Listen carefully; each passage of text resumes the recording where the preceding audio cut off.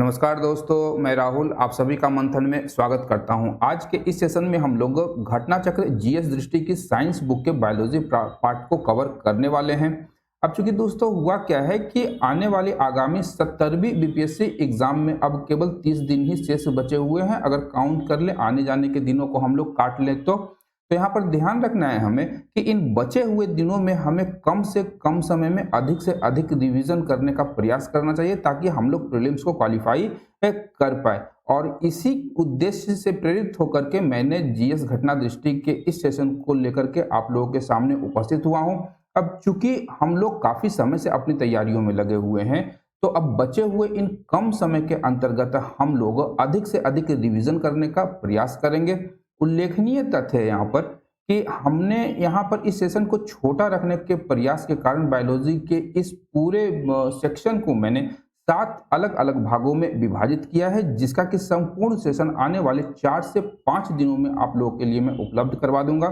साथ ही अंत में यहाँ पर हम लोग एक मास्टर वीडियो का भी प्रयास करेंगे ताकि आप लोगों के लिए अधिक से अधिक लाभ प्राप्त किया जा सके। तो रिवीजन सेशन के अंतर्गत जब हम लोग ये सेशन स्टार्ट कर रहे हैं तो ध्यान रखने योग्य तथ्य है यहाँ पर हम लोगों के लिए कि यह सेशन न केवल 70वीं बीपीएससी के लिए अपितु वनडे एग्जाम्स के लिए भी अत्यंत ही महत्वपूर्ण सिद्ध होगी। तो हम लोग ज्यादा समय बर्बाद यहाँ पर नहीं करेंगे और अपने इस सेशन को यहाँ पर प्रारंभ करते हैं। अब यहाँ पर इसमें दिया गया है सबसे पहले जीव विज्ञान। तो यहाँ पर हमें समझना होगा कि जीव विज्ञान क्या है।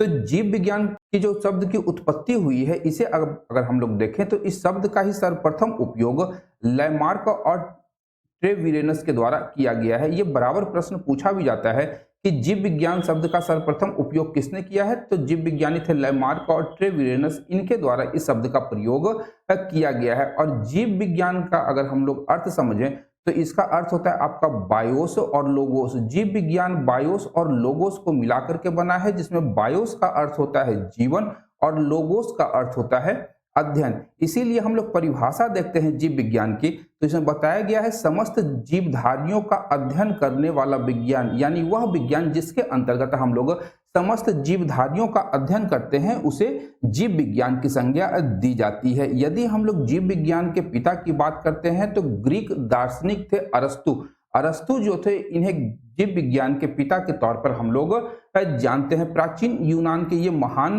दार्शनिक थे। अब यदि हम लोग बात करें जीव विज्ञान की शाखाओं की तो यहाँ पर जीव विज्ञान की 2 शाखाएं हैं। पहला आपका जंतु विज्ञान के अंतर्गत हम लोग प्राणी और जंतु जगत का अध्ययन करते हैं। वहीं वनस्पति विज्ञान की बात करेंगे तो यहाँ पर हम लोग पादपों का, विभिन्न प्रकार के पादपों या वनस्पतियों का अध्ययन किया जाता है। अब यहाँ पर हमें ध्यान रखने योग्य तथ्य है कि जो जंतु विज्ञान का जो आपका विषय क्षेत्र है वह न केवल जीवित जंतुओं या प्राणियों तक सीमित है अपितु मृत प्राणियों का भी अध्ययन जंतु विज्ञान के अंतर्गत किया जाता है। अब यदि हम लोग बात करें जंतु विज्ञान के पिता की तो जंतु विज्ञान के पिता के रूप में हम लोग अरस्तु को जानते हैं। अरस्तु को जंतु विज्ञान का पिता भी कहा जाता है जीव विज्ञान के पिता के साथ साथ। इसके अतिरिक्त वनस्पति विज्ञान के पिता की बात करेंगे तो थियोफ्रेस्टस जो कि ग्रीक के ही निवासी थे या प्राचीन यूनान के ही निवासी थे, थियोफ्रेस्टस को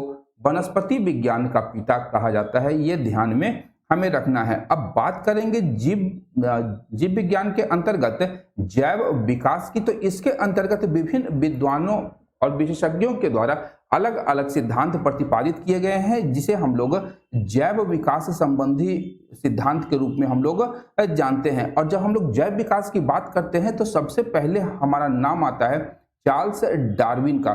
चार्ल्स डार्विन की बात करेंगे तो जैव विकास के संदर्भ में इन्होंने सर्वप्रथम अपना सिद्धांत प्रस्तुत किया था। चार्ल्स डार्विन एक ब्रिटिश जैव विकासविद थे और एक वैज्ञानिक थे। इन्होंने ही सर्वप्रथम प्राकृतिक वर्णवाद या थ्योरी ऑफ नेचुरल सिलेक्शन का सिद्धांत का प्रतिपादन किया था। और इनकी जो पुस्तक है इसमें आपका बताया गया है प्रकृति चुनाव द्वारा जातियों की उत्पत्ति, on the origin of species bye means of natural selection.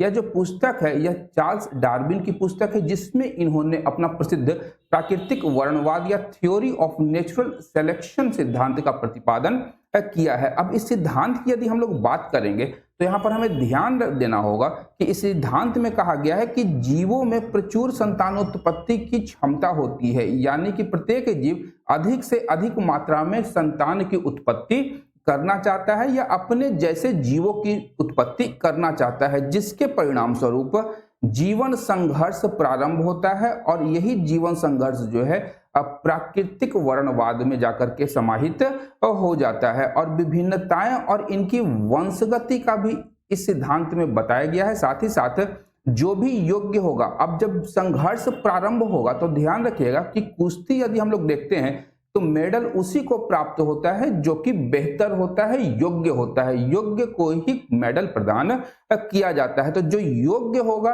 तो वही व्यक्ति जीवित रह सकता है, वही प्राणी मात्र जीवित रह सकता है। तो इस सिद्धांत में योग्यतम की उत्तरजीविता का प्रतिपादन चार्ल्स डार्विन के द्वारा किया गया, या इसे हम लोग यूं कहें कि इसे ही प्राकृतिक चयन या नेचुरल सिलेक्शन कहा गया है चार्ल्स डार्विन के द्वारा। और इसी में हम लोग देखते हैं कि सर्वाइवल ऑफ द फिटेस्ट भी इसे कहा जाता है। वही सर्वाइव करेगा जो सर्वाधिक फिट होगा। आप लोग अपने एग्जाम के दृष्टिकोण से भी अगर देख सकते हैं कि प्रीलिम्स में क्वालिफाई वही लोग कर सकते हैं जो कि कट ऑफ मार्क्स को प्राप्त कर लेंगे, जो कट ऑफ के आगे रहेंगे, यानी जो फिट होंगे वही यहाँ पर सरवाइव कर पाएंगे।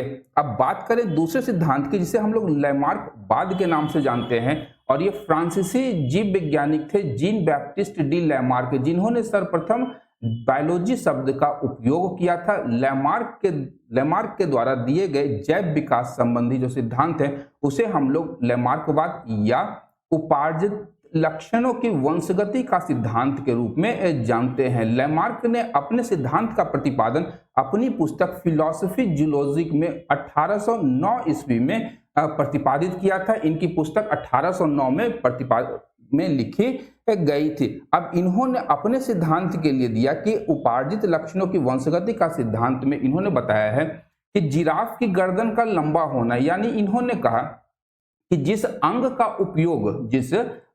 उपयोग अधिक से अधिक करते हैं वह अंग ज्यादा प्रभावी और बेहतर तरीके से फंक्शन कर पाता है। तो ये धीरे धीरे वंशगति में कि जब आगे बढ़ते हैं संतानोत्पत्ति के द्वारा, जब वंश आगे बढ़ता है तो उसमें वह जो लक्षण है वह उभर करके सामने आ जाता है जो कि अर्जित किया हुआ लक्षण होता है। इसमें इन्होंने सांप के पैर का गायब होने का भी उदाहरण दिया। अब चूंकि इनका कहना था कि पहले सांप को पैर भी होते थे, परंतु सांप जो है एक रेंगने वाला जंतु है, सरीसृप है, रेंगने वाला जंतु है, इसलिए धीरे धीरे पैर की उपयोगिता जब समाप्त हो गई तो उनके पैर भी धीरे धीरे गायब हो गए। और जिराफ चूंकि हरी पत्तियां खाता था तो इसके पैर धीरे धीरे इसके गर्दन जो थी जिराफ की वो धीरे धीरे लंबा होना प्रारंभ हो गए। वहीं तीसरा प्रमुख सिद्धांत हम लोग देखते हैं ह्यूगो डी ब्रिज के रूप में, जो कि नीदरलैंड के एक जीव विज्ञानी थे और इन्होंने उत्परिवर्तन सिद्धांत या म्यूटेशन थ्योरी की संज्ञा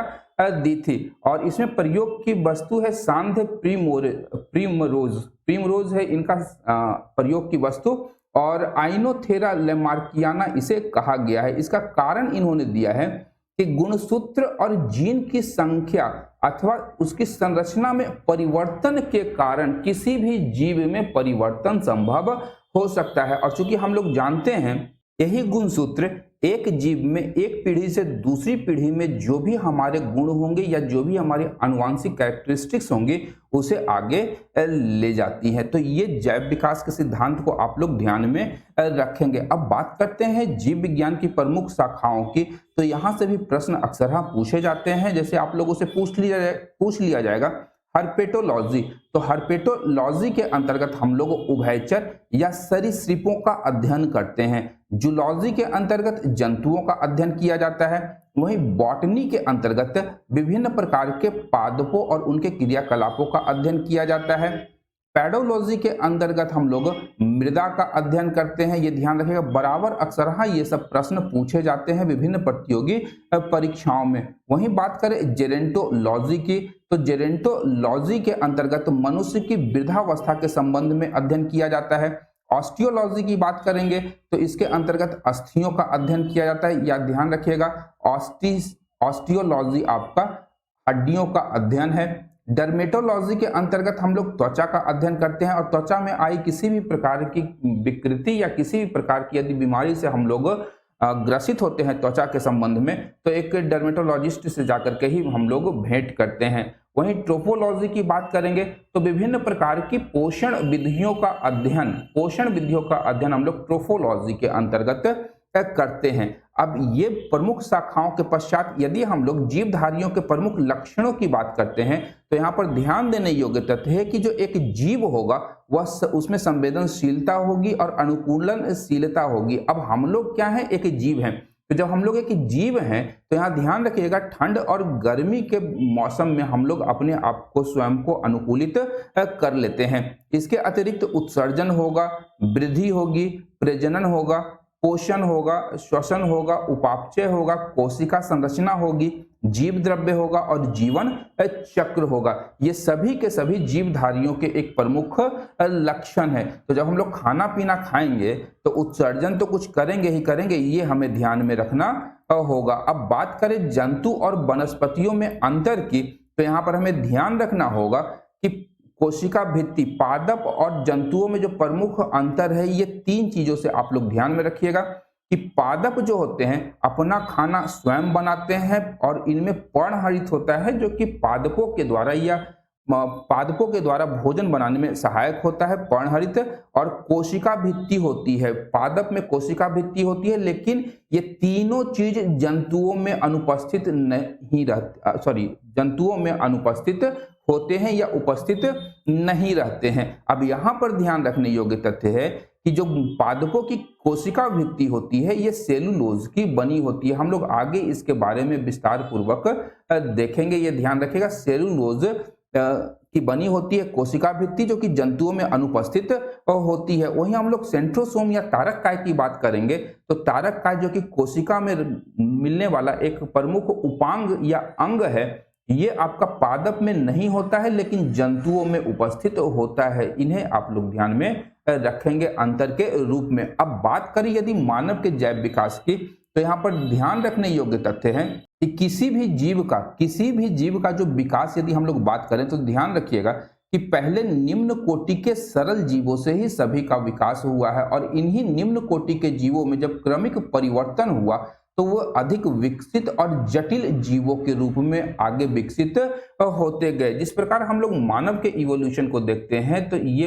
बंदर से माना गया कि मानव का विकास हुआ है। प्रारंभ में हम लोग देख सकते हैं प्राइमेट है, बंदर है, और इसी बंदर से आगे हम लोग होमो सेपियंस के विकास को देखते हैं जो कि आगे हम लोग विस्तार पूर्वक देखेंगे। अब बात करें यदि हम लोग लैमार्कवाद की अगर हम लोग बात करते हैं तो यही उदाहरण लैमार्क ने दिया था कि यहाँ पर अंगों के उपयोग और अनुप्रयोग का प्रभाव, और इन्होंने जिराफ के उदाहरण और सांप के उदाहरण से समझाने का प्रयास किया था और बताया कि जब घास की उपलब्धता जमीन पर थी तो जो जिराफ थे अपनी अगली टांगों और गर्दनों के कम उपयोग के कारण इन अंगों की लंबाई काफी कम थी, परंतु जैसे जैसे हरी घास और हरी पत्तियां जब ऊंचे चली गई, जब ये खाने लगे पत्तियों को, हरी पत्तियों को, तो इनकी जो गर्दनें थी, अगली टांग और गर्दन, इनका उपयोग अधिक होने लगा और ये धीरे धीरे इनके गर्दन और अगली टांग लंबी होती गई। यह आपका लैमार्क ने बताया था कि अंगों के उपयोग और अनुप्रयोग का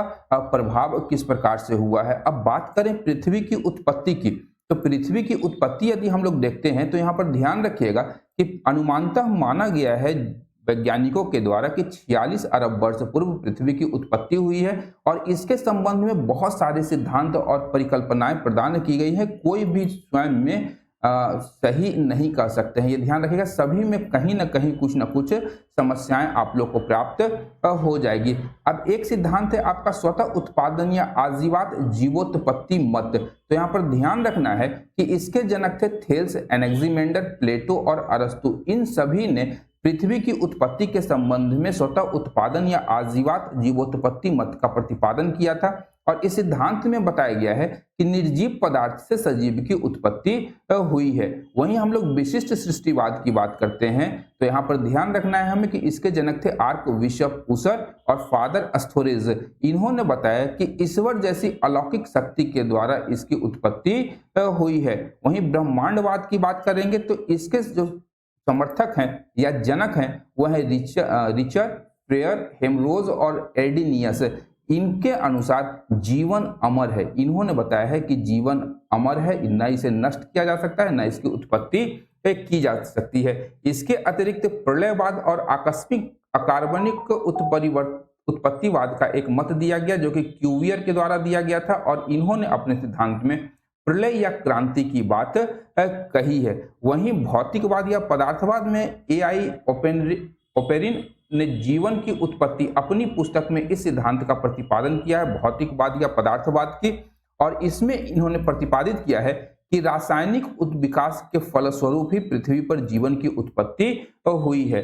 रासायनिक उद्विकास के फलस्वरूप जीवन की उत्पत्ति हुई है, ये दिया है एआई ओपेरिन के द्वारा दिया गया था। अब हम लोग बात करें यदि, तो यहाँ पर हम लोग देखते हैं कि जीवन या जो प्रारंभिक जीव थे उनकी उत्पत्ति लगभग 4 लाख वर्ष पूर्व हुई होगी। 4 वर्ष नहीं होगा, 4 लाख वर्ष पूर्व, सॉरी 4 अरब वर्ष पूर्व माना गया है। और उस समय ये क्या होंगे, तो न्यूक्लियो प्रोटीन्स के कण होंगे, यानी मूलतः हम लोग कह सकते हैं किसी प्रकार का एक वायरस रहा होगा। यानी प्रारंभिक जीवों के तौर पर यदि हम लोग देखें तो वायरस जो होगा प्रारंभिक जीव होंगे जो कि न्यूक्लियो प्रोटीन्स के कण थे 4 अरब वर्ष पूर्व, 4 अरब वर्ष पूर्व। इसके पश्चात देखते हैं कि 3.8 अरब वर्ष पूर्व जो है कला युक्त या मेम्ब्रेन बाउंड प्रोकैरियोटिक कोशिकाओं की उत्पत्ति देखी जा सकती है, और लगभग 2 अरब वर्ष पूर्व यूकैरियोटिक कोशिकाओं की उत्पत्ति होती है जो कि आपका प्रोकैरियोटिक कोशिका से अधिक विकसित थी। अब बात करें प्राचीन या आदिम पृथ्वी के वायुमंडल में, तो यहाँ पर ध्यान रखिएगा कि प्राचीन या आदिम पृथ्वी के वायुमंडल में ऑक्सीजन गैस लगभग न के बराबर था, नगण्य था, या हम लोग कह सकते हैं अनुपस्थित था। कालखंड में ऑक्सीजन गैस का विकास हम लोग देखते हैं पृथ्वी के वायुमंडल में, और उससे पूर्व हम लोग देखते हैं कि मीथेन, अमोनिया, कार्बन डाइऑक्साइड आदि गैसें प्राचीन काल से ही, ये तीनों गैस मीथेन, अमोनिया और कार्बन डाइऑक्साइड, ये जो गैसें हैं ये पृथ्वी के वायुमंडल में उपस्थित थी। अब बात करते हैं पृथ्वी के भूवैज्ञानिक काल मापक्रम की, जियोलॉजिकल टाइम स्केल की। तो यहाँ पर ध्यान रखिएगा कि जियोलॉजिकल टाइम स्केल को मापने के लिए इसे 4 भाग और उपविभागों में विभाजित किया जाता है। इसमें सबसे पहला है आपका इयोन या आयु। इयोन या आयु समय की सबसे बड़ी इकाई माना जाता है। ये ध्यान रखिएगा, ये प्रश्न आपसे पूछ सकता है कि समय की सबसे बड़ी इकाई कौन है, तो इयोन्स हो जाएगा। इसके पश्चात आपका इरा आता है। इरा में आपका महाकल्प हिंदी में कहा गया है, जो समय की एक इकाई है जो एक आयु से छोटी लेकिन एक कल्प से अधिक लंबी होती है। यहाँ ध्यान रखिएगा, महाकल्प के बाद आपका कल्प आएगा और महाकल्प कल्प से बड़ा होता है। इयोन, इरा, पीरियड और इपो, ये ध्यान रखिएगा। इयोन, इरा, पीरियड और इपो, ये आपका मिलाने के लिए भी दे सकता है, आरोही या अवरोही क्रम में भी लिखने के लिए यहाँ पर से प्रश्न पूछ सकता है। तो एक महाकल्प से कम लेकिन युग से अधिक समय की एक इकाई, युग से कल्प आपका बड़ा होता है लेकिन महाकल्प से कल्प छोटा होता है। वहीं पीरियड से इपो जो होता है या युग जो है, यह एक सबसे छोटी इकाई है। यह भी ध्यान रखिएगा कि सबसे छोटी इकाई आपका इपो है, और आयु जो इयोन है वो सबसे बड़ा इकाई है। और महा जब लग गया आगे कल्प में, तो ये वैसे भी आपका महाकल्प हो जाएगा, इरा हो जाएगा। ये सबसे बड़ी इकाई है, कल्प इसके पश्चात स्थान आता है। अब बात करें चारों कालखंडों की, तो यहाँ पर ध्यान रखना है हमें। सबसे पहले हमारा प्री कैम्ब्रियन महाकल्प आता है। प्री कैम्ब्रियन महाकल्प आता है, प्री कैम्ब्रियन इरा, जिसमें आर्कियोजोइक महाकल्प और प्रोटोजोइक महाकल्प आएगा। इसके पश्चात कैम्ब्रियन महाकल्प की बात करेंगे तो यहाँ पर पुराजीवी महाकल्प, मध्य महाजीवी कल्प महाकल्प और सिनोजोइक महाकल्प का स्थान आता है। और पुराजीवी महाकल्प की बात करेंगे तो इसमें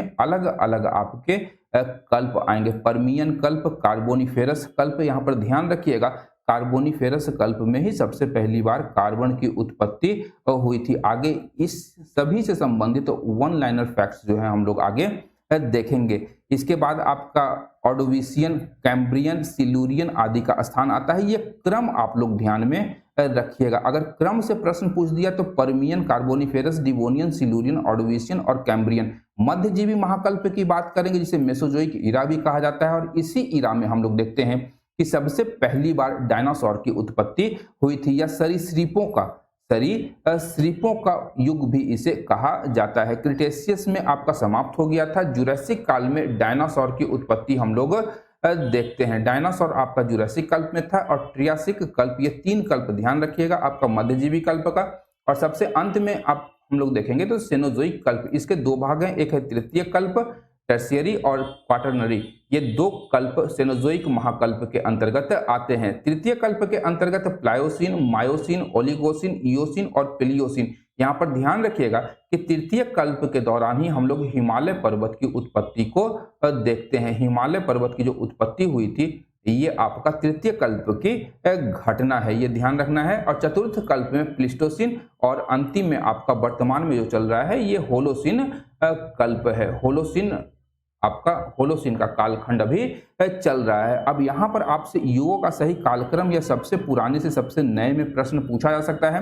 तो ध्यान रखिएगा पेलियोसिन सबसे पुराना है, इसके पश्चात eosin, Oligocene, myosin, Pliocene, Pleistocene और होलोसिन, ये 4 ये जो है आपका युगों का सही कालक्रम है और इसे हमें ध्यान रखना होगा। अब बात करें प्रमुख शब्दावलियों की, तो यहाँ पर ध्यान रखना होगा हमें कि इस शब्दावली से भी प्रश्न पूछे जाते हैं। जैसे एपीकल्चर के अंतर्गत हम लोग ध्यान रखते हैं कि मधुमक्खी का पालन किया जाता है। एक्वाकल्चर की अगर बात करेंगे तो जलीय जीवों और जंतु और वनस्पति का संवर्धन और उनका अध्ययन किया जाता है।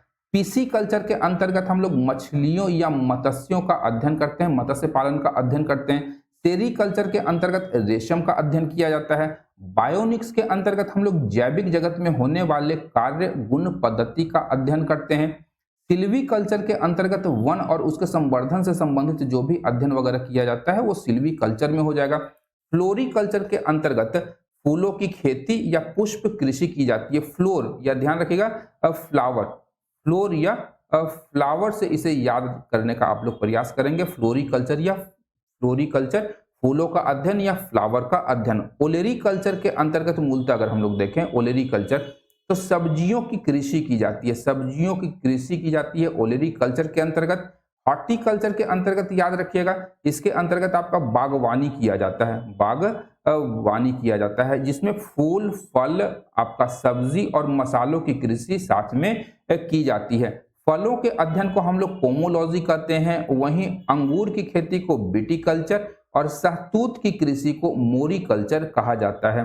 अंगूर विटिकल्चर हो गया आपका, फलों की कृषि पोमोलॉजी और मोरिकल्चर शहतूत की खेती को कहते हैं। इसके अतिरिक्त मृदा विहीन पादप संवर्धन या मृदा विहीन पौधों की जब हम लोग पौधों का उत्पादन करते हैं तो उसे हाइड्रोपोनिक्स, एरोपोनिक्स या एरोकल्चर कहते हैं। हाइड्रोपोनिक्स जल में कृषि, एरोपोनिक्स हवा में कृषि कहा जाता है जब मृदा विहीन पादप संवर्धन किया जाता है।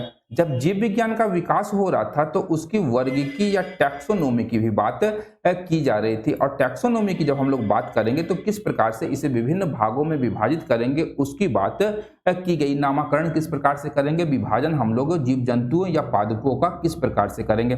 तो यहाँ सबसे पहले हमें ध्यान में रखना होगा वर्गीकी या टैक्सोनॉमी की परिभाषा के रूप में तो जीव विज्ञान की वह शाखा जिसके अंतर्गत जीवों को उनकी समानताओं एवं असमानताओं के आधार पर विभिन्न छोटे छोटे समूहों में बांटा जाता है तो इसे हम लोग वर्गीकी या टैक्सोनॉमी के रूप में जानते हैं। क्योंकि हम लोग विभिन्न प्रकार के पादपों, विभिन्न प्रकार के प्राणी को देखें या हम लोग पादपों को देखते हैं तो हम लोग अगर स्वयं को समझे कि हम लोग कुछ नहीं जानते हैं पौधों के विषय में तो हम लोग अगर पेड़ को देखते हैं तो सबको एक ही जगह पेड़ को एक ही चीज में हम लोग बांट सकते हैं, चाहे आम हो चाहे इमली हो या आपका कोई जंगली पौधा हो तो ये सभी को हम लोग क्या समझते हैं, पेड़ समझते हैं। लेकिन जब एक जीव वैज्ञानिक या वनस्पति वैज्ञानिक से जब हम लोग मिलते हैं तो वो लोग इसका विभाजन, इनका नामकरण अलग अलग करते हैं, ये ध्यान रखिएगा। और इसी के लिए कि इनके अध्ययन में हमें सुविधा प्रदान हो, सहायता प्रदान हो तो वर्गीकी को अपनाया गया और सर्वप्रथम वर्गीकी या विभाजन करने का जो काम किया गया चाहे पेड़ पौधा हो या पादप या जंतुओं में तो ये किया सबसे पहले आधुनिक वर्गीकी के पिता कैरोलस लीनियस ने ही टैक्सोनॉमी का आविष्कार किया था, विभाजन किया था। इसीलिए इन्हें आधुनिक वर्गीकी का पिता कहा जाता है। और इन्होंने जीवों के नामकरण के लिए एक द्विनाम पद्धति अपनाई थी। और इसीलिए हम लोग देखते हैं कि इनमें जो द्विनाम पद्धति है, यहाँ पर लैटिन भाषा के दो शब्द का प्रयोग किया जाता है, जिसमें हम लोग देखते हैं कि एक शब्द जो होगा आपका वंश का सूचक होता है और दूसरा जो है आपका जाति का सूचक होता है। और कैरोलस लीनियस ने अपनी इस द्विनाम पद्धति का जो वर्गीकरण है अपने पुस्तक सिस्टेमा नेचुरी में किया था। ये ध्यान रखिएगा, सिस्टेमा नेचुरी जो है वो कैरोलस लीनियस की पुस्तक का नाम है। अब बात करते हैं हम अगर लोग वर्गीकी संवर्ग में, तो ऊपर से नीचे की ओर चलते हैं। तो सबसे पहले हमारा जगत या किंगडम, किसी भी चीज का सबसे पहले जगत या किंगडम होता है। उसके बाद उसका संघ, जिसे हम लोग फाइलम कहते हैं, या भाग या डिवीजन किया जाता है।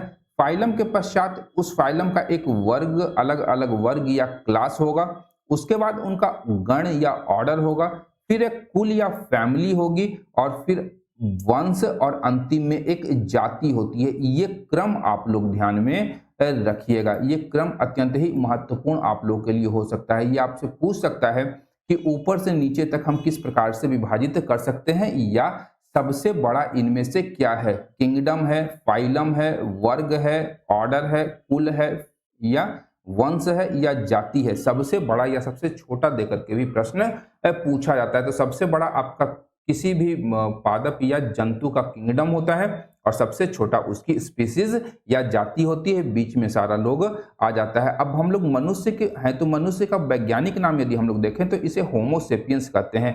होमो आपका वंश का नाम है और सेपियंस उसकी जाति का नाम है। ध्यान रखिएगा, होमो वंश का नाम है हमारा, और सेपियंस जो है हमारा जाति है। वंश और जाति है होमो सेपियंस।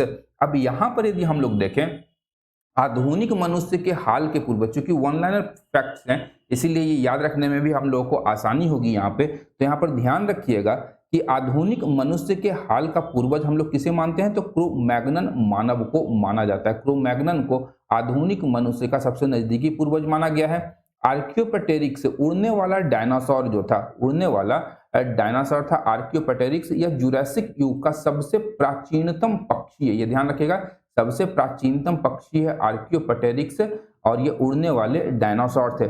मैमथ के पूर्वज हैं हाथी का। मैमथ किसका पूर्वज है, हाथी का। और आज भी हम लोग रूस के साइबेरिया में जाते हैं तो वहां हमें मैमथ के हड्डी और उनके बड़े बड़े दांत दिखाई दे जाते हैं। और विकास का मुख्य कारण क्या था कि यदि पृथ्वी पर जीव जंतु पादपों का विकास हुआ है तो इसका मूल कारण था प्राकृतिक वर्ण। फूलों का अध्ययन हम लोग देख चुके हैं, एंथोलॉजी। एंथोलॉजी के अंतर्गत हम लोग फूलों का अध्ययन करते हैं। कीटों के अध्ययन को एंटोमोलॉजी कहा जाता है। कीटों के अध्ययन को एंटोमोलॉजी कहते हैं। वहीं हम लोग बात करें विषय जो जनसंख्या और मानव जाति के महत्वपूर्ण आंकड़ों के अध्ययन से संबंधित है, उसे जननांकी कहा जाता है। इसके अतिरिक्त बात करेंगे तो विभिन्न संस्कृतियों के, यहाँ ध्यान रखिएगा, संस्कृतियों के वैज्ञानिक विवरण के तुलनात्मक अध्ययन को इथनोलॉजी कहते हैं। इसीलिए हम लोग इथनोलॉजी कहते हैं किसे, तो संस्कृतियों के वैज्ञानिक विवरण के तुलनात्मक अध्ययन को इथनोलॉजी कहते हैं। वहीं जैविक जगत में होने वाले कार्य, गुण और पद्धति के अध्ययन के इस ज्ञान को मशीनी जगत में उपयोग करने को बायोनिक्स कहते हैं। अब यहाँ ध्यान रखिएगा कि यदि हमारा हाथ कट गया तो विभिन्न प्रकार के मशीनों या एआई तकनीक की सहायता से बायोनिक्स हाथ भी वर्तमान समय में हम लोग देखते हैं कहीं कहीं विकास किए गए हैं। और कृत्रिम हाथ का जो निर्माण होता है वो बायोनिक्स के अंतर्गत ही किया जाता है। इसके अतिरिक्त शब्द डेनिसोवन, डेनिसोवन संदर्भ है एक आदिम जाति की। ये ध्यान रखिएगा, इंपॉर्टेंट हो सकता है डेनिसोवन। डायनासोर मेसोजोइक सरीसृप है, मेसोजोइक काल के एक प्रमुख सरीसृप है डायनासोर। और ध्यान रखिएगा, डायनासोर भले ही बड़े बड़े दिखाई देते थे लेकिन ये थे क्या, सरीसृप थे। और छिपकली जो है वर्तमान समय में वो सरीसृप वर्ग के अंतर्गत ही आती है। पृथ्वी पर सबसे प्राचीनतम जीव अगर हम लोग मानते हैं तो वो हमारा है नील हरित शैवाल, ब्लू ग्रीन अलगी। ब्लू ग्रीन अलगी जो थी ये सबसे प्राचीनतम जीव है। विकासवाद का सिद्धांत हम लोगों ने देखा था, डार्विन के द्वारा दिया गया था। मछलियों का युग कहा गया है डिवोनियन कल्प को। सरीसृपों का युग कहा गया है मीसोजोइक या मध्यजीवी महाकल्प को, और उभयचर या एम्फीबियस का युग कहा गया है कार्बोनिफेरस कल्प को। कार्बोनिफेरस कल्प अपने कार्बन की उत्पत्ति के लिए जाना जाता है और इसी कालखंड को हम लोग मानते हैं उभयचरों का युग। ये तीनों ध्यान में रखिएगा, मछलियों का युग, सरीसृप का युग और उभयचरों का युग। अब बात करें यदि हम लोग पुनः अपना टैक्सोनॉमी की, तो ध्यान रखिएगा कि कैरोलस लीनियस द्वारा जो वर्गीकरण किया गया था यह मूलतः दो जगत में था, जंतु जगत और पादप जगत में। लेकिन यहाँ पर एक चीज छूट गया यहाँ पर कि युगलीना, अब युगलीना को माना गया है जंतु और पादप के बीच की कड़ी। और यहाँ पर यदि हम लोग देखें कैरोलस लीनियस के वर्गीकरण के अनुसार, तो हम लोग युगलेना को किस जगत में शामिल करेंगे ये हमें पता नहीं होगा। या तो जंतु में भी शामिल किया जा सकता है या पादप में भी शामिल किया जा सकता है लीनियस के टैक्सोनॉमी के अनुसार। परंतु यह जो समस्या थी इसे छुटकारा पाने के लिए 1969 में विटेकर के द्वारा एक नया वर्गीकरण या टैक्सोनॉमी दिया गया, जिसके अंतर्गत इन्होंने संपूर्ण जगत को अलग अलग 5 जगतों में विभाजित किया, जो कि थे आपके जंतु जगत, जिसमें बहुकोशिकीय जीव जंतुओं को रखा गया। दूसरा रखा गया पादप जगत, जिसमें बहुकोशिकीय जीव पौधे रखे गए। प्रोटिस्टा जगत के अंतर्गत युगलीना और जलीय जंतु को शामिल किया गया। मोनेरा जगत के अंतर्गत विभिन्न प्रकार के जीवाणु और साइनोबैक्टीरिया आदि को रखा गया। वहीं कवक जगत के अंतर्गत हम लोग देखते हैं ईस्ट और मशरूम, या इसे गुच्छी भी कहा जाता है, मशरूम को गुच्छी भी कहा जाता है, गुच्छी आदि को इन्होंने रखा है। तो विटेकर ने कुल 5 जगत में वर्गीकरण किया, जंतु, पादप, प्रोटिस्टा, मोनेरा और कवक। यहाँ पर आप लोगों से ये प्रश्न पूछा जा सकता है कि ईस्ट किसमें शामिल है या साइनोबैक्टीरिया किसमें रखा गया है या क्या है। तो अब बात करें 5 जगतों की, तो यहाँ पर सबसे पहले अगर हम लोग देखें तो आपका जंतु, पादप, कवक, प्रोटिस्टा और मोनेरा। तो हम लोग स्टार्ट करते हैं यहाँ पर मोनेरा, या चलिए मोनेरा से हम लोग स्टार्ट करते हैं यहाँ पर। तो ध्यान रखिएगा कि मोनेरा जगत के जो जीव होते हैं ये एक कोशिकीय जीव होते हैं और ये सभी के सभी प्रोकैरियोटिक जीव हैं। ये प्रोकैरियोटिक जीव होते हैं, इनमें केंद्रक का विकास नहीं हुआ है। मोनेरा जगत के जंतुओं में केंद्रक का विकास नहीं हुआ है, इनमें अविकसित केंद्रक पाए जाते हैं। सबसे महत्वपूर्ण है मोनेरा जगत के अंतर्गत जो जीव रखे गए हैं, जो वर्गीकृत किए गए हैं, उनके नाम आप लोग ध्यान रखिएगा, यहाँ से प्रश्न पूछे जाएंगे। और मोनेरा जगत के अंतर्गत हम लोग माइकोप्लाज्मा, जीवाणु, आर्कीबैक्टीरिया और साइनोबैक्टीरिया को रखते हैं, ये ध्यान रखिएगा। दूसरा जगत हमारा विटेकर के अनुसार हो जाएगा प्रोटिस्टा वर्ग। प्रोटिस्टा वर्ग जो है आपका यह एक कोशिकीय जीव है, लेकिन यह आपका यूकैरियोटिक जीव है, प्रोकैरियोटिक जीव से ज्यादा विकसित है, यह ध्यान रखिएगा। प्रोकैरियोटिक जीव से प्रोटिस्टा जगत के जीव ज्यादा विकसित होते हैं और इसमें एक सुविकसित केंद्रक पाया जाता है। प्रोटिस्टा जगत के अंतर्गत शैवाल और प्रोटोजुआ को रखा जाता है, ये भी बहुत महत्वपूर्ण है, इसे याद रखिएगा। प्रोटिस्टा जगत के अंतर्गत विभिन्न प्रकार के शैवाल और प्रोटोजुआ को रखा जाता है। अब बात करें हम लोग कवक की, तो कवक जो है आपका एक संवहन उत्तक रहित थैलोफाइट्स है। यहाँ ध्यान रखिएगा कवक क्या है, तो संवहन उत्तक रहित थैलोफाइट्स है और अधिकांशतः जो बहुकोशिकीय और यूकैरियोटिक जीव होते हैं। यहाँ ध्यान रखिएगा केवल कि जो मोनेरा जगत के जीव होते हैं वो प्रोकैरियोटिक होते हैं, बाकी सारे के सारे आपके यूकैरियोटिक जीव के अंतर्गत आ जाएंगे। तो कवक जो है आपका बहुकोशिकीय यूकैरियोटिक जीव है, इनमें सुविकसित केंद्रक पाया जाता है और यहाँ पर हम लोग ईस्ट और मशरूम को रखते हैं। कवक के अंतर्गत विभिन्न प्रकार के ईस्ट और मशरूम को रखा जाता है। चौथा जगत था हमारा पादप जगत। पादप जगत जो है पृथ्वी पर पाया जाने वाला एक स्वपोषी प्राणी वर्ग, पादप वर्ग के अंतर्गत हम लोग स्वपोषी को रख सकते हैं और इनमें पर्णहरित होता है। पर्णहरित के द्वारा ही ये लोग, या क्लोरोफिल के अंतर्गत ये लोग क्या करेंगे, खाने का निर्माण, भोजन का निर्माण करते हैं, जो इनके लिए और विभिन्न प्रकार के जीव जंतुओं के लिए मुख्य आहार की भूमिका निभाते हैं, जो पादपों के ऊपर निर्भर रहते हैं। इनमें संवहन उत्तक रहित है, ये संवहन उत्तक नहीं होता है, इनमें ध्यान रखना है। और थैलोफाइट्स भी, शैवाल भी कुछ जो है ये पादप वर्ग के अंतर्गत आते हैं। इसके अंतर्गत ब्रायोफाइटा हो गया, टेरिडोफाइटा हो गया, अनावृत बीजी हो गया या आवृत बीजी, और केंद्रक विकसित होते हैं इसमें। ये सभी के सभी क्या हो जाएंगे आपके थैलोफाइटा, ब्रायोफाइटा, टेरिडोफाइटा, अनावृत बीजी और आवृत बीजी सभी के सभी पादप वर्ग के अंतर्गत। तो इसका जब उप वर्गीकरण करेंगे तो उसके अंतर्गत ये हमें दिखाई देगा। और इसके केंद्रक जो होते हैं पूर्णतः विकसित होते हैं, ये बहुकोशिकीय हैं, यूकैरियोटिक जीव हैं, प्रकाश संश्लेषी होते हैं, प्रकाश की सहायता से ये अपने भोजन का निर्माण स्वयं कर लेते हैं। ये उत्पादक जीव हैं, ध्यान रखिएगा ये क्या है, उत्पादक जीव हैं, और मूलतः ये क्या है, पौधे हैं या पादप हैं।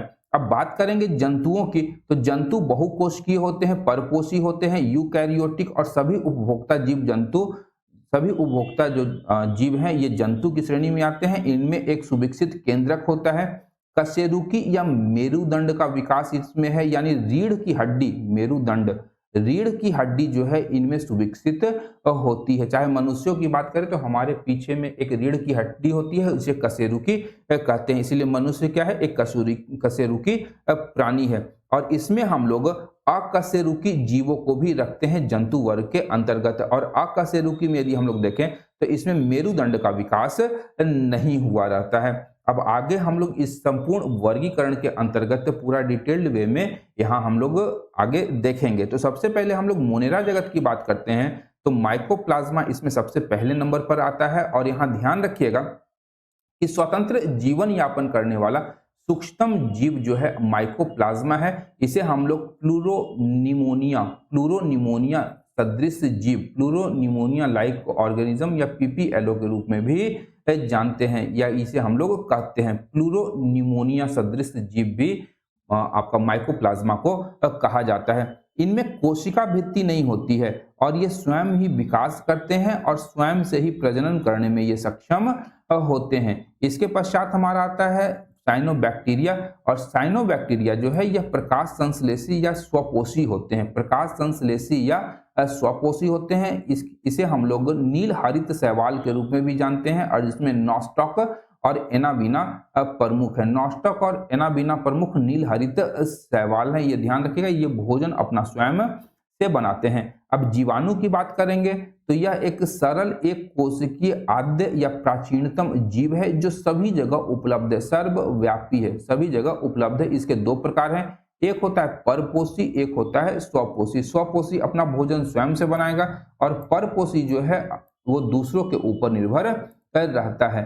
बात करेंगे कवक की, तो यहाँ ध्यान रखिएगा मशरूम्स वगैरह में कवक या कवक जो है उसमें पर्णहरित नहीं होता है, इसमें क्लोरोफिल नहीं पाया जाता है, अत्यंत ही महत्वपूर्ण है। कूट वाले प्रश्न में भी ये घुसेड़ सकता है। इसके अतिरिक्त ये थैलोफाइट्स हैं, ये परपोषी होते हैं या हेट्रोट्रॉपिक या दूसरे जीव जंतुओं या पादपों पर ये आश्रित होते हैं। गोबर पर यदि हम लोग देखें तो गोबर पर उग जाएगा आपका, जिसे हम लोग कुकुरमुत्ता भी कहते हैं। पौधों पर उग जाता है, या लकड़ी को यदि हम लोग मिट्टी में फेंक देते हैं तो वहां भी ये कवक या मशरूम्स जो है ये उत्पन्न हो जाते हैं। सबसे महत्वपूर्ण है इनकी कोशिका भित्ति, ये याद रखिएगा। कवकों की कोशिका भित्ति काइटिन की बनी होती है, ये बहुत महत्वपूर्ण है और बहुत बार ये प्रश्न पूछा गया है कि किस मशरूम्स की कोशिका भित्ति किससे बनती है, तो काइटिन की बनी होती है। कवकों का अध्ययन हम लोग माइकोलॉजी के अंतर्गत करते हैं। कवक का अध्ययन, कवक प्लस शैवाल, यहाँ ध्यान रखिएगा कवक प्लस शैवाल इक्वल टू लाइकेन होता है, ये ध्यान रखिएगा। कवक प्लस शैवाल इक्वल टू लाइकेन होता है, और लाइकेन को हम लोग जानते हैं वायु प्रदूषण का सबसे अच्छा सूचक इसे माना गया है। जहां पर लाइकेन जम जाएगा दीवारों के ऊपर में, दीवार के ऊपर में, बारिश के मौसम में, हरी हरी बारिश के मौसम में हम लोग देखते हैं कि जहां पर भी लाइकेन दीवारों पर निकल करके आ जाता है वहां पर वायु प्रदूषण जो होता है न के बराबर होगा, ये ध्यान रखिएगा। और आज भी जाइएगा बहुत सारे जगहों पर, या मैं अपने घर की बात कर लूँ तो अक्सर हम बारिश के मौसम में मेरे जो बाउंड्री वॉल है उसे बराबर लाइकेन उत्पन्न हो जाता है। घर वाले बराबर बोलते हैं कि कितना काई जमा हो गया, मैं कहता हूं कि वायु प्रदूषण यहाँ पर नहीं है, इसी के लिए यह क्या हुआ है, लाइकेन हमारे दीवारों पर उगाया है। तो ध्यान रखिएगा लाइकेन जो है वायु प्रदूषण का सबसे सर्वोत्तम सूचक माना जाता है। जहाँ प्रदूषण होगा वहां पर लाइकेन की उत्पत्ति नहीं होगी। जहां पर वायु प्रदूषण कम मात्रा में है या नहीं के बराबर है, वहीं पर इसकी उत्पत्ति होती है। और हम लोग कवक के अंतर्गत खमीर और कुकुरमुत्ता, यह ध्यान रखिएगा, कुकुरमुत्ता या जिसे हम लोग मशरूम कहते हैं, मशरूम बड़े चाव से खाया जाता है। मशरूम पनीर हो गया या कोई भी सब्जी हो गया मशरूम का, तो लोग बड़े चाव से खाते हैं, तो कुकुरमुत्ता भी उसे कहा जाता है, ये ध्यान रखिएगा। और प्रोटिस्टा, आप लोग जो सोच रहे हैं कुकुरमुत्ता के संदर्भ में, वो चीज नहीं है। चलिए, कुकुर मतलब कुत्ता भी होता है। आइए, प्रोटिस्टा, प्रोटिस्टा की अगर हम लोग बात करेंगे तो ये ध्यान रखिएगा कि पादप के समान है और प्रकाश संश्लेषी जीव हैं। अब इसे किन किन भाग और उपविभाग में बांटा गया है ये देख लेते हैं। तो पादप के समान यदि हम लोग बात करेंगे तो सबसे पहला क्राइसोफाइटा है, और क्राइसोफाइटा में ड्राइटमस, ड्राइटमस जो है सबसे बड़ा प्रकाश संश्लेषी है। और इसमें कोशिका भित्ति में डाइट्रम्स के कोशिका भित्ति जो होती है उसमें सिलिका उपस्थित होती है, सिलिका की मात्रा होती है, जिस कारण ये नष्ट नहीं होते हैं, जिसके कारण डाइट्रमस नष्ट नहीं होते हैं। और करोड़ों वर्षों में जमा हुए जो मृत डाइट्रम्स के अवशेष हैं उसे डाइट्रमस मृदा के रूप में हम लोग जानते हैं। ये ध्यान रखिएगा, ये प्रश्न आपसे पूछा जा सकता है कि डाइट्रमस मृदा क्या है। तो मृत डाइट्रमस के अवशेष से बनने वाली जो मृदा हुई है वो आपका डाइट्रमस मृदा कहलाती है। इसके अतिरिक्त डिसिमिट्स है जो कि आपका सुनहरा शैवाल है, सुनहरा शैवाल भी याद रखिएगा, डिसिमिट्स। कोशिका भित्ति के चारों ओर डाइनोफ्लेजिलेट में कोशिका की कड़ी पट्टियां होती है, उदाहरण के रूप में गोलियोलैक्स और जिम्नोडीनियम आदि आते हैं, ये ध्यान रखिएगा। और युग्लिनॉइड, युग्लिना जो है आपका प्रोटिस्टा जगत के अंतर्गत आता है, ये ध्यान रखिएगा। ये प्रश्न बराबर पूछेगा, युग्लिना किस वर्ग का जंतु है, तो आपका प्रोटिस्टा जगत का जंतु है। और मिक्सोट्रॉपिक पोषण होता है इसमें मिक्सोट्रॉपिक शोषण होता है, ये इंपॉर्टेंट है, ये ध्यान रखिएगा। मिक्सोट्रॉपिक पोषण किसमें होगा, तो युग्लिना में होगा या युग्लिनॉइड में होगा। और ये जंतु और पादपों की संयोजक कड़ी है जो हम लोग पूर्व में देख चुके हैं। अब जंतु की बात करेंगे तो जंतु के समान अप्रकाश संश्लेषी जो है, जो कि प्रकाश संश्लेषण इसमें नहीं होता है, प्रकाश संश्लेषण से भोजन का उत्पादन नहीं होता है, वो भी आपका युग्लिना भी, आपका युग्लिनॉइड भी जो है वो जंतु के श्रेणी में आता है। स्लाइम मोल्ड की बात करेंगे तो कवक के समान ही परजीवी हैं और मृतोपजीवी हैं, जो कि मृत जीवों के ऊपर आश्रित है, निर्भर रहते हैं। इसमें पर्णहरित नहीं होता है, उदाहरण के लिए डिक्टियोस्टेलियम जो है ये आपका कवक के समान परजीवी है या मृतोपजीवी है जो दूसरों के ऊपर में निर्भर करता है। वहीं प्रोटोजुआ की बात करेंगे तो ध्यान रखिएगा, यह एक कोशिकीय जीव है, जैसे आपका अमीबा, पैरामीशियम, ट्रिप्नेसोमा। आपका प्रोटोजुआ का अध्ययन अगर हम लोग बात करेंगे तो प्रोटोजुआ का अध्ययन प्रोटोजूलॉजी के अंतर्गत किया जाता है। प्रोटोजूलॉजी के अंतर्गत हम लोग प्रोटोजुआ का अध्ययन करते हैं, जिसमें अमीबा, पैरामीशियन, ट्रिप्नोसोमा आदि का अध्ययन किया जाता है। अब बात करेंगे पादप जगत की, तो पादप जगत का जो पहला वर्ग है वो है आपका थैलोफाइटा। थैलोफाइटा में बात करेंगे तो यहाँ ध्यान रखिएगा कि इनकी जो शारीरिक संरचना होती है यह काफी सरल होती है, और इसमें जो वास्तविक जड़ है, तना है और पत्ती, इन तीनों का अभाव होता है। याद रखिएगा, ये प्रश्न बहुत महत्वपूर्ण हो जाएगा कि किसमें जड़, तना और पत्ती का अभाव होता है, तो थैलोफाइटा वर्ग के पादपों में इन तीनों का अभाव देखा जाता है। और इनमें संवहनीय ऊतकों की अनुपस्थिति होती है। इसमें मूल रूप से अगर हम लोग रखेंगे तो शैवाल, बैक्टीरिया और कवक को रखा जाता है। शैवाल, बैक्टीरिया और कवक को थैलोफाइटा श्रेणी के अंतर्गत रखा जाता है। ये सर्वव्यापी हैं, सभी जगह उपलब्ध होते हैं। और शैवालों का अध्ययन हम लोग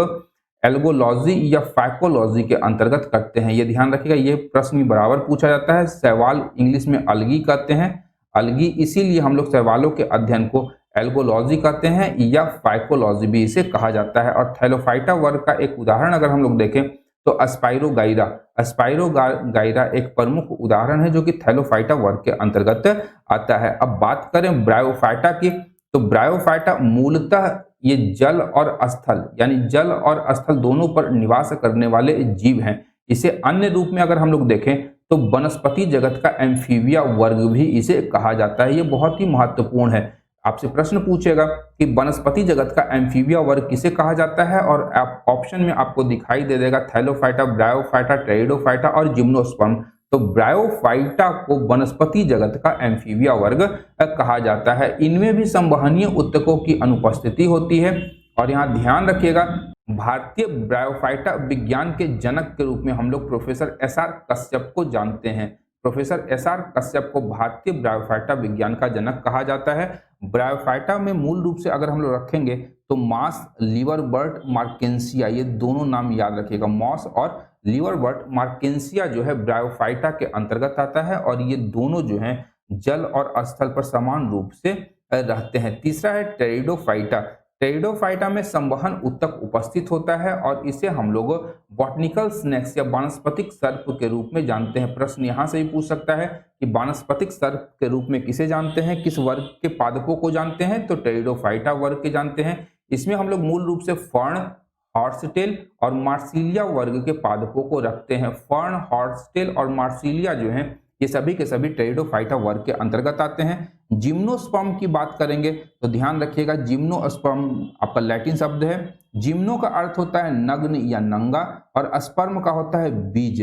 तो यहाँ ध्यान रखिएगा, जिसके बीज नग्न हो या नग्न बीज का पौधा हम लोग जिम्नोस्पर्म कहते हैं। ये मूलतः बहुवर्षीय होते हैं एवं सदाबहार होते हैं। उदाहरण के रूप में पाइनस और साइकस को हम लोग रख सकते हैं। और यहाँ ध्यान रखिएगा कि पादप जगत में जो सबसे बड़ा बीजांड होता है वह साइकस का ही होता है। ये भी बहुत महत्वपूर्ण हो जाएगा। पाइनस और साइकस जो है जिम्नोस्पर्म है, इनके बीज जो होते हैं नंगे होते हैं।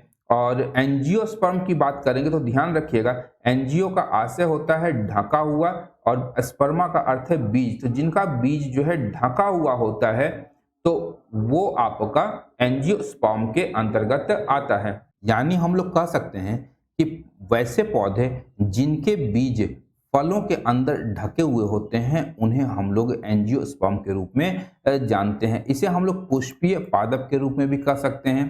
पुष्पीय पादप यहाँ पपीता का दिया हुआ है, पपीता का यहाँ पेड़ दिया हुआ है जो कि एक एंजियोस्पर्म का उदाहरण है। यहाँ पर उदाहरण आप लोग ध्यान रखिएगा, ये मूलतः फलदार वृक्ष होते हैं, रसदार फल वाले वृक्ष होते हैं। पुष्पीय पादप हैं जैसे आम, अमरूद और पपीता।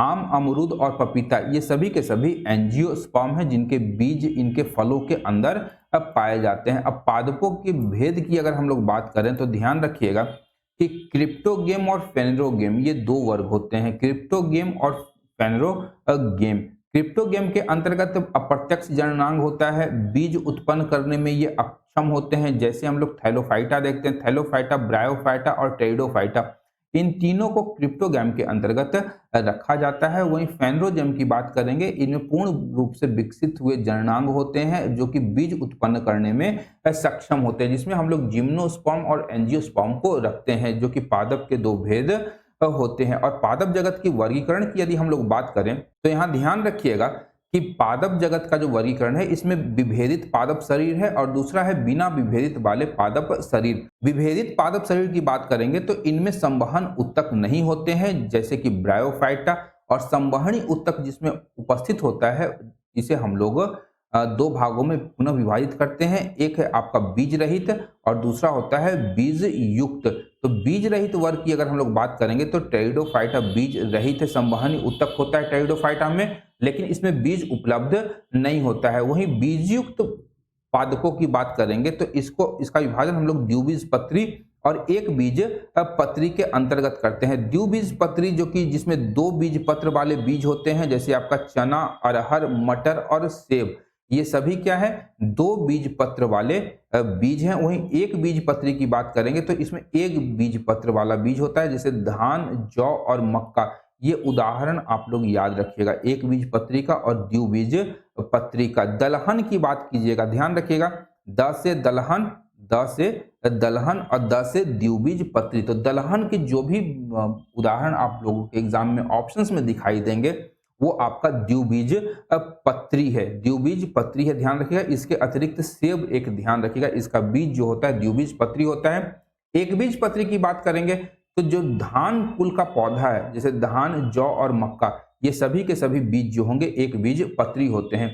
वहीं बिना विभेदन वाले पादप शरीर की बात करेंगे तो इसमें थैलोफाइटा महत्वपूर्ण है और थैलोफाइटा के अंतर्गत शैवाल, कवक और बैक्टीरिया आते हैं। अब बात करें हम लोग प्राणी जगत के वर्गीकरण की, तो प्राणी जगत के वर्गीकरण का जो किया गया है यह भी दो भागों में किया गया है। पहला है कोशिका स्तरीय संरचना, कोशिका स्तरीय संरचना, और दूसरा है उत्तक अंग अंगतंत्र स्तरीय संरचना। इस प्रकार से कोशिका के आधार पर और विभिन्न प्रकार के उत्तक अंग और अंग तंत्र के आधार पर दो भागों में प्राणी जगत का वर्गीकरण किया जाता है। कोशिका स्तरीय संरचना की जो हम लोग बात करेंगे तो इसमें सबसे महत्वपूर्ण है हमारा पोरीफेरा वर्ग। पोरीफेरा वर्ग जो है कोशिका स्तरीय संरचना के अंतर्गत आता है।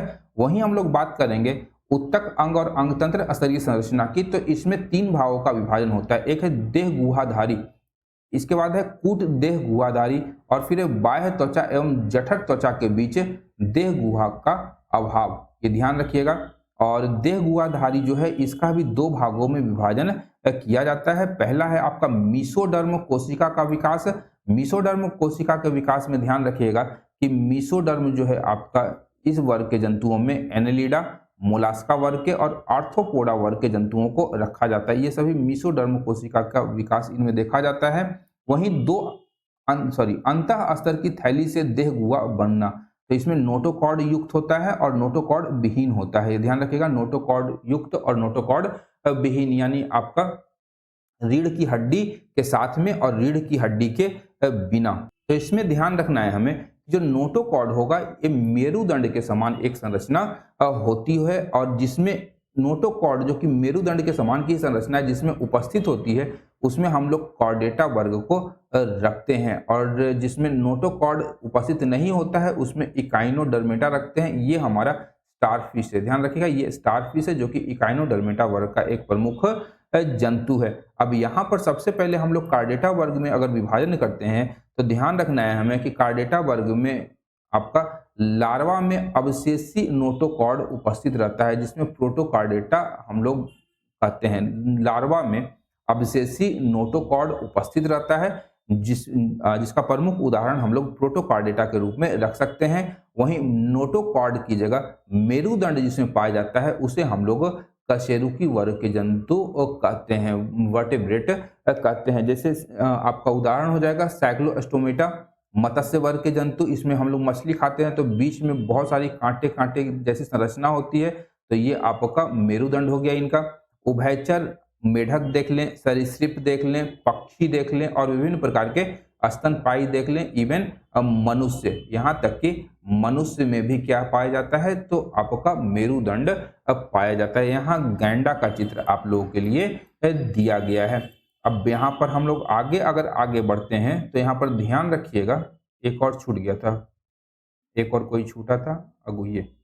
चलिए यहाँ पर ध्यान रखिएगा कि वैसे जीव जिनमें बाह्य त्वचा और जठर त्वचा के बीच में रखा जाता है, जिनमें देह गुहा का अभाव होता है, इसमें प्लैटीहेल्मिन्स और सिलेंट्रेटा वर्ग के जंतुओं को रखा जाता है। ये ध्यान रखिएगा, सिलेंट्रेटा वर्ग के जंतु और प्लैटीहेल्मिन्स वर्ग के जंतु जो कि बाह्य त्वचा एवं जठर त्वचा के बीच में देह गुहा का अभाव होता है, उनके अंतर्गत रखा जाता है। अब हम लोग आगे बढ़ते हैं और प्राणी जगत के पश्चात हम लोग जंतु जगत के वर्गीकरण को देखते हैं। और यहाँ पर ध्यान रखिएगा कि जंतु जगत का जो वर्गीकरण है यह सर्वप्रथम अरस्तु के द्वारा करने का प्रयास किया गया था, और अरस्तु ने संपूर्ण जंतु जगत को दो वर्गों में विभाजित किया था। एक है आपका एनाइमा और एक है आपका इनाइमा।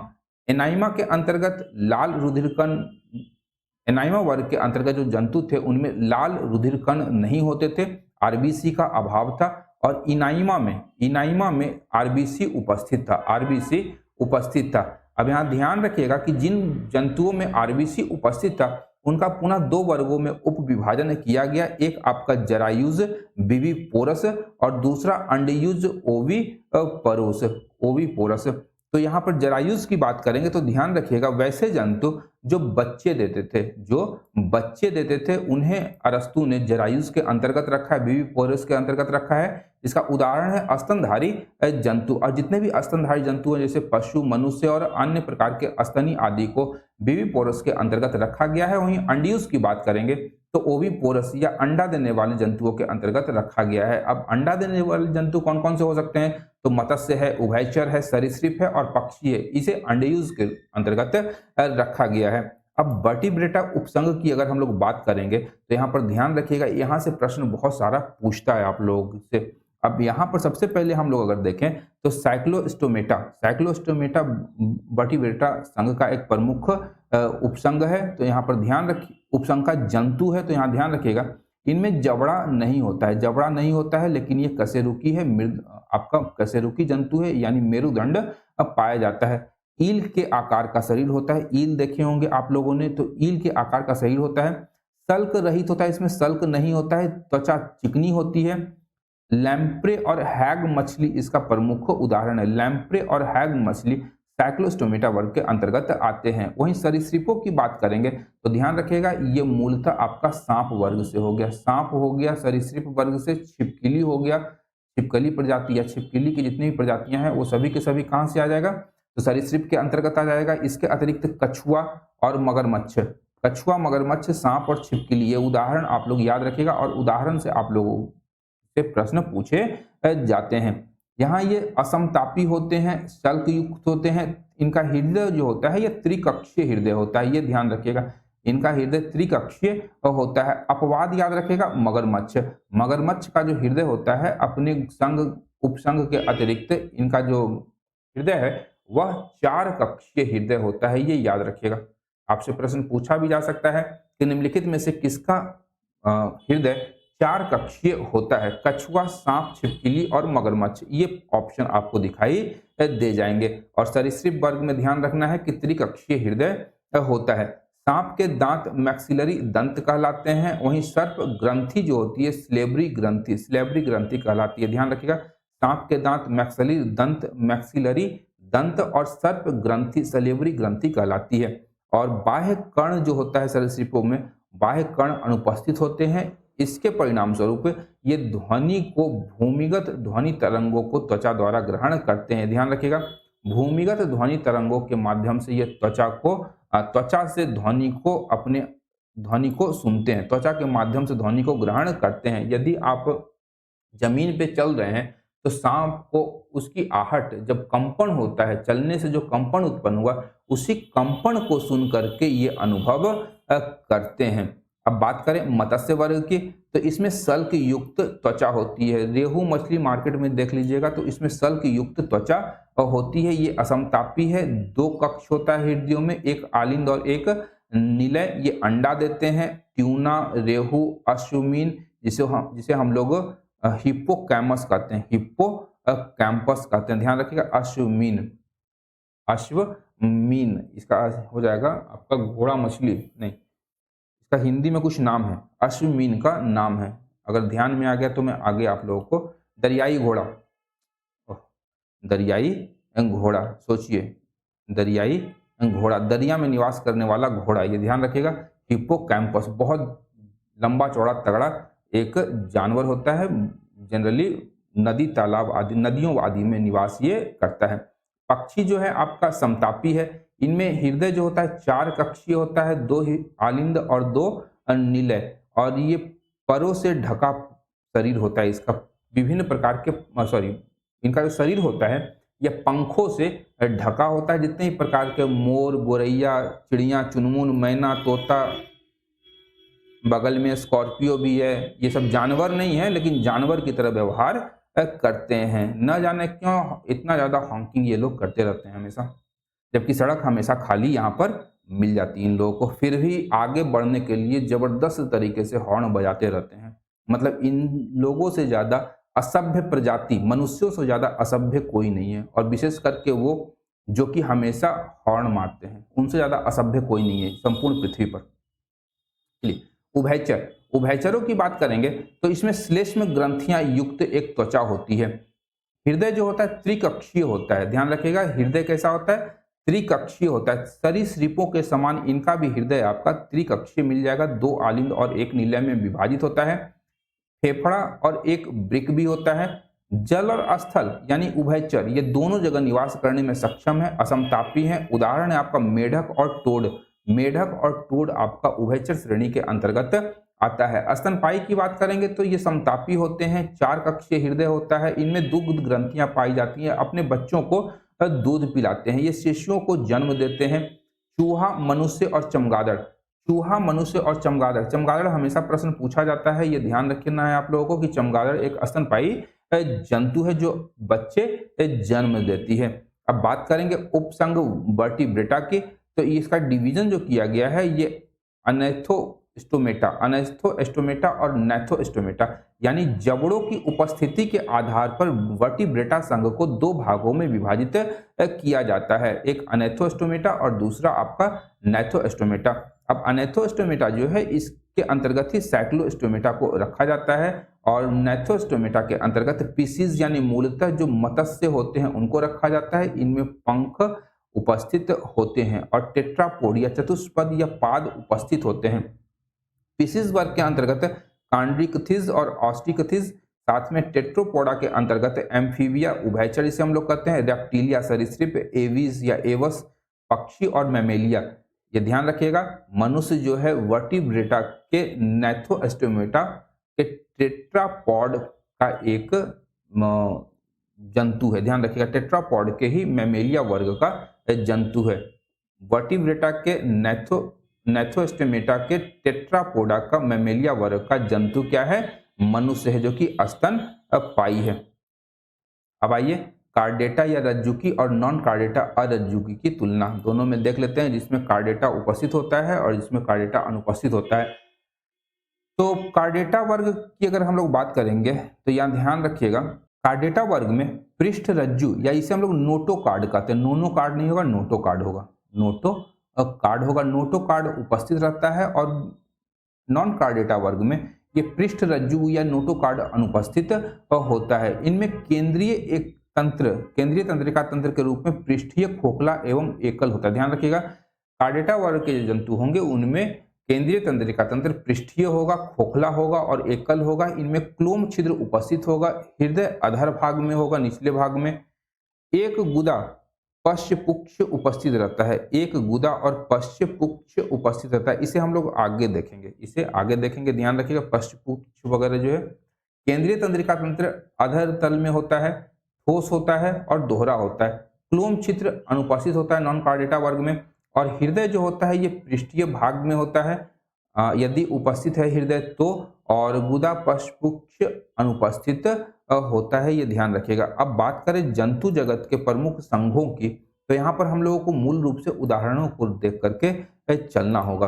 और जंतु जगत के प्रमुख फाइलम्स की बात करेंगे तो पोरीफेरा या जिसे हम लोग छिद्र धारक के रूप में भी जानते हैं, इनमें असंख्य छिद्र युक्त शरीर होता है। जैसे ऑस्ट्रिया में असंख्य छिद्र उपस्थित होते हैं और एक बड़ा अपवाही रंध्र ऑस्कुलम भी इसमें होता है।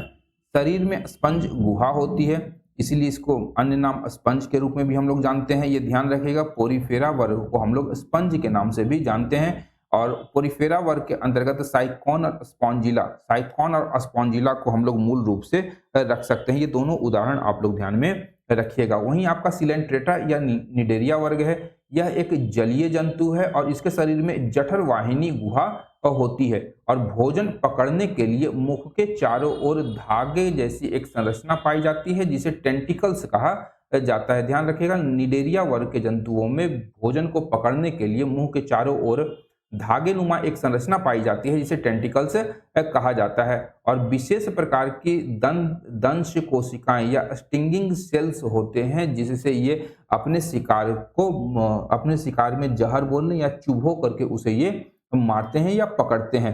इसका उदाहरण याद रखिएगा, ओबेलिया हाइड्रा जो कि सिलेंट्रेटा वर्ग का है, जेलीफिश आप लोगों ने देखी होगी काफी ज्यादा, जेलीफिश हो गया, और सी एनीमोन, हाइड्रा, जेलीफिश, सी एनीमोन और ओबिलिया, ये सभी के सभी निडेरिया वर्ग के जंतु हैं। टीनोफेरा की बात करें, टीनोफोरा वर्ग की, तो सिलेंट्रेटा के साथ में इनका संबंध बहुत ज्यादा नजदीक का है और ये कंघी जैसी छलांग है, कंघी जैसी इनकी छलांग होती है या चाल होती है, वॉटेवर क्या है। यहाँ पर ध्यान रखिएगा, एक समुद्री अखरोट होता है, समुद्री अखरोट और कॉम्ब जेली, ये ध्यान रखिएगा, ये टीनोफोरा वर्ग के जंतु हैं। समुद्री अखरोट और कॉम्ब जेली टीनोफोरा वर्ग के जंतु हैं, जो इनका संबंध सिलेंट्रेटा वर्ग से है। वहीं प्लेटीहेल्मिन्स की बात करेंगे तो यहाँ ध्यान रखना है हमें कि इनमें एक अविकसित पाचन तंत्र होता है और सबसे महत्वपूर्ण है, आपसे प्रश्न बराबर पूछता है विभिन्न जीव जंतुओं के उत्सर्जन तंत्र के बारे में। तो इन प्लेटीहेल्मिन्थ में जो उत्सर्जन तंत्र होता है मूल रूप से वह फ्लेम कोशिका होती है, वह आपकी फ्लेम कोशिका होती है। इसे अन्य रूप में हम लोग चपटा कृमि भी कहते हैं। ध्यान रखिएगा, प्लेटीहेल्मिन्थ को हम लोग चपटा कृमि भी कहते हैं। इसका उदाहरण है प्लेनेरिया और लीवर फ्लूक और प्लेनेरिया जो है आपका ये प्लेटीहेल्मिन्थ का प्रमुख उदाहरण है। इसके अतिरिक्त एसके हेल्मिन्थ जो है ये लंबा होता है, बेलनाकार होता है, अखंडित कृमि है। आपका दो याद रखिएगा, प्लेटीहेल्मिन्थ और एसके हेल्मिन्थ, ये दोनों कृमि इसी वर्ग के अंतर्गत आ जाएंगे। और यहाँ पर ध्यान रखिएगा, उत्सर्जन तंत्र जो होता है रिनेट सेल होता है। एसके हेल्मिन्थ का उत्सर्जन तंत्र रिनेट सेल होता है और आपका प्लेटीहेल्मिन्थ का जो उत्सर्जन तंत्र होता है वो आपका फ्लेम कोशिका होता है। ये दोनों याद रखिएगा, ये महत्वपूर्ण हो जाएगा, पूछेगा। और यहाँ ध्यान रखिएगा, रिनेट सेल प्रोटोन फीडिया द्वारा उत्सर्जन, रिनेट सेल प्रोटोन फीडिया द्वारा ये उत्सर्जन करता है। और यहाँ ध्यान रखिएगा, इसे हम लोग सूत्रकृमि भी कहते हैं। एसके हेल्मिन्थ को सूत्रकृमि भी कहा जाता है। वहां हम लोग अगर देखें तो प्लेटीहेल्मिन्थ को क्या कहा गया था, तो चपटा कृमि कहा गया था। अब इसका उदाहरण क्या क्या है, तो एसके हेल्मिन्थ का उदाहरण है एस्केरिस गोल कृमि जिसे कहते हैं, थ्रेड वर्म, प्रोटोन फ्रीडिया, बुचरेरिया या फाइलेरिया का कृमि, ये सभी के सभी क्या है, एसके हेल्मिन्थ का उदाहरण है। प्रश्न पूछ सकता है कि फाइलेरिया रोग किसके कारण होता है, एनालिडा, एसके हेल्मिन्थ या आपका प्लेटीहेल्मिन्थ या टिनोफोरा। तो यहाँ ध्यान रखिएगा, एसके हेल्मिन्थ किससे होता है, तो बुचरेरिया के द्वारा होता है। एनालिडा वर्ग की बात करेंगे तो ध्यान रखिएगा, इनमें उत्सर्जन तंत्र के रूप में नेफ्रीडिया होता है। नेफ्रीडिया इसमें उत्सर्जन तंत्र होगा और इसकी त्वचा जो होती है काइटिन से बनी सीटी के द्वारा ये चलती है। ध्यान रखिएगा, त्वचा काइटिन की भी बनी होती है एनालिडा वर्ग के, और काइटिन से बनी सीटी के द्वारा ये चलते हैं। सामान्यतः त्वचा द्वारा ये श्वसन करते हैं, त्वचा के द्वारा एनालिडा वर्ग के जंतु श्वसन करते हैं। लेकिन कुछ में क्लोमी, मछलियों के समान गिल्स भी उपस्थित रहते हैं। इनमें स्पष्ट और बंद रुधिर परिसंचरण तंत्र पाया जाता है।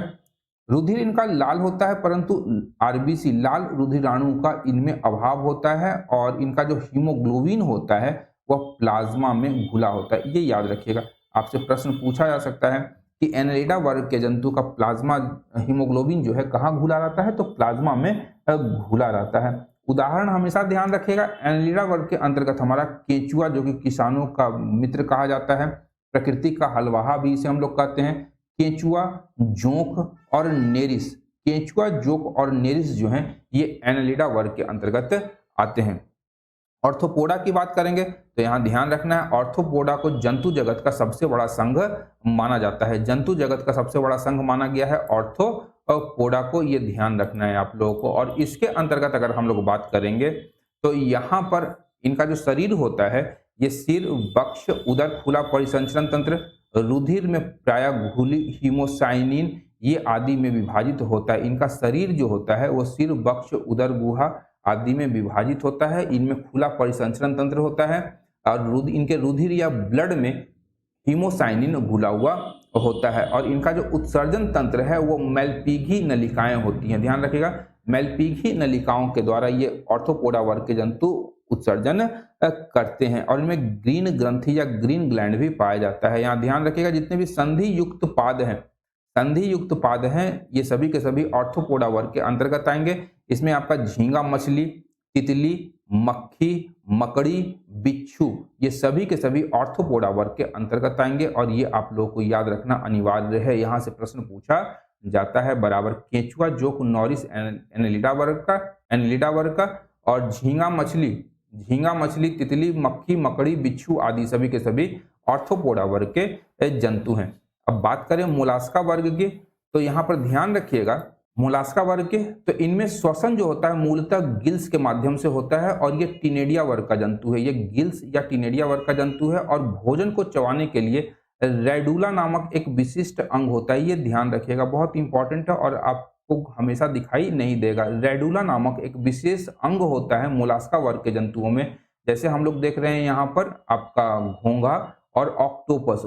ऑक्टोपस और घोंघा जो है मोलास्का वर्ग का दो प्रमुख जंतु है, घोंघा और ऑक्टोपस, ध्यान रखिएगा। और भोजन को चबाने के लिए रेडुला नामक एक विशिष्ट अंग होता है। इनका परिसंचरण तंत्र खुला होता है।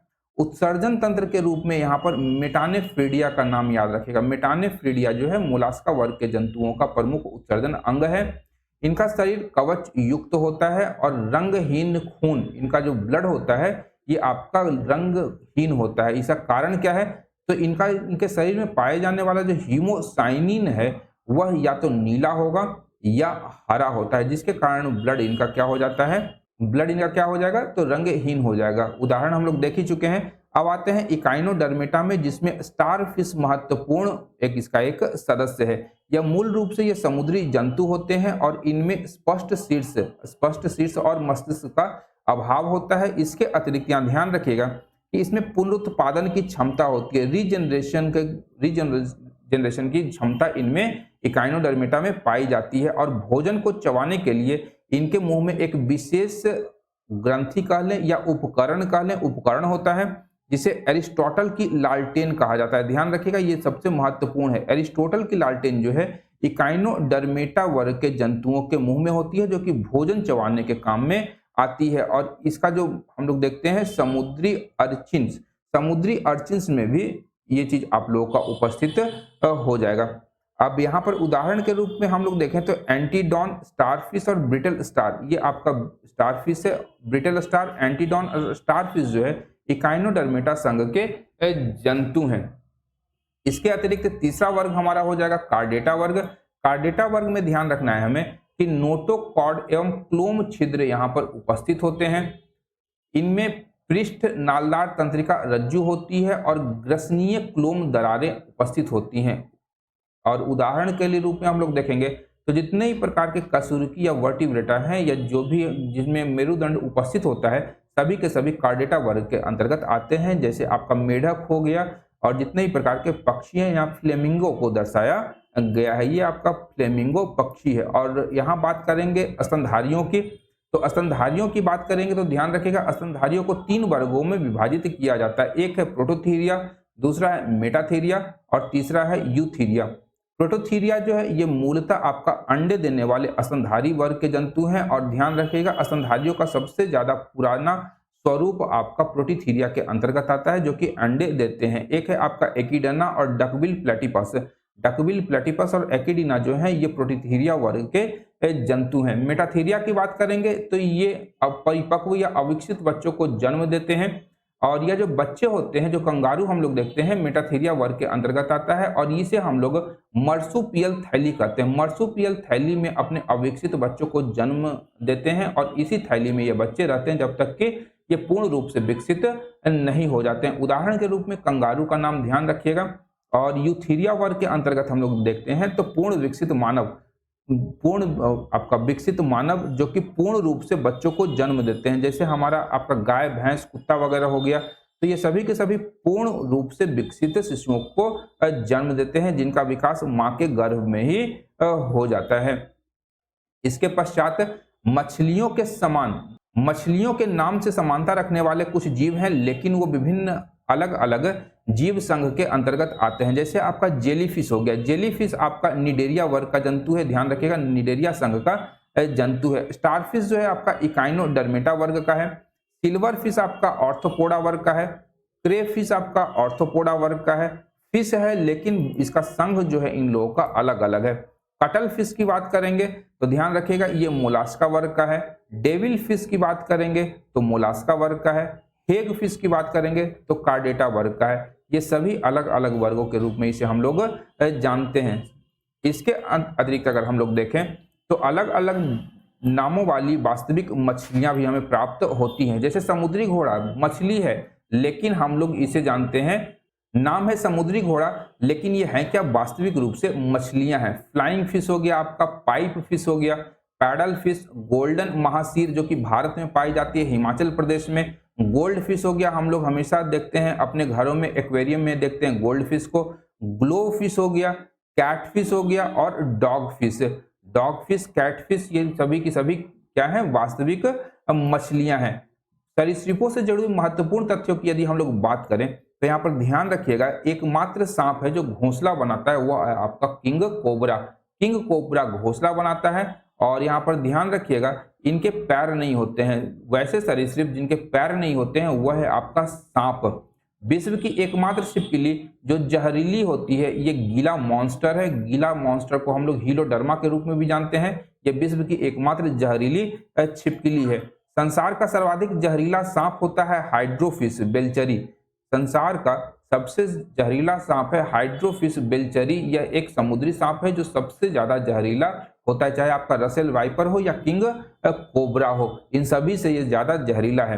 तंत्रिका काविशी न्यूरोटॉक्सिक सर्प है आपका कोबरा, जो कि इनके विष में न्यूरोटॉक्सिक जहर पाया जाता है, यह ध्यान रखिएगा।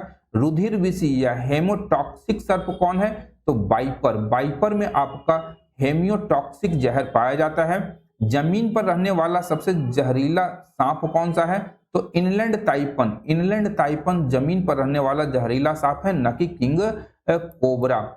एक सर्प का भोज्य मुख्य रूप से अन्य सर्प है, तो ध्यान रखिएगा किंग कोबरा जो कि नागराज भारत में पाए जाते हैं, इनका जो मुख्य भोजन है ये आपका दूसरे सर्प है। बिल बनाने वाली एकमात्र छिपकली है ये है मोबुइया या स्किंक नामक एक छिपकली है जो बिल बनाती है। सरीसृपों का युग हम लोग देख चुके हैं, मिसोजोइक युग को कहा जाता है। चींटियों के काटने पर अंतःक्षेपण होता है हमारे शरीर में, फॉर्मिक अम्ल या फॉर्मिक अम्ल जब अंदर जाता है तो वहां पर जलन होता है और सूजन उत्पन्न हो जाती है। अधिकांश कीट जो है वो श्वसन करते हैं वातक तंत्र या ट्रैकियल सिस्टम के द्वारा। ये बहुत महत्वपूर्ण है, ध्यान रखिएगा।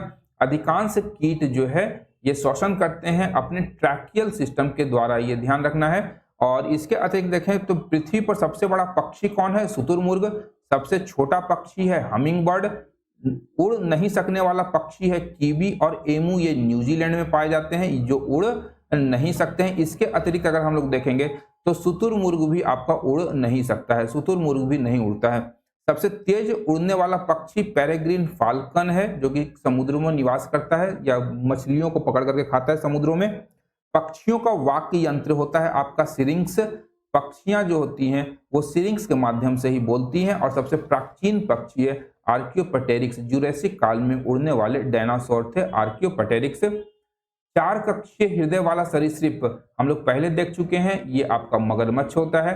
अंडे देने वाला ओविपोरस स्तनपायी है एकेडिना और प्लेटिपस। भारत की विशालतम मृग प्रजाति या हिरण की प्रजाति है आपका नीलगाय, जो स्थानीय रूप से हम लोग गांव वगैरह में देखते हैं, जो फसलों को तबाह कर देते हैं। उड़ने वाला स्तनपायी कौन है? तो एकमात्र है आपका चमगादड़ जो कि उड़ता भी है और स्तनपायी भी है। 6 टांगों वाले जीव क्या कहलाते हैं? तो कीट वर्ग। ध्यान रखिएगा कीट वर्ग वैसे जीव, कीट वर्ग के अंतर्गत वैसे जीव आते हैं जो कि मूलतः उनकी टांगे 6 होती हैं। तो आज का सेशन हम लोग यहीं पर समाप्त करेंगे, मिलते हैं अगले सेशन में। अगले कुल 6 सेशन हम लोग इसके अंतर्गत कवर करने वाले। तो आज के सेशन के लिए इतना ही, मिलते हैं अगले सेशन में। Thank you.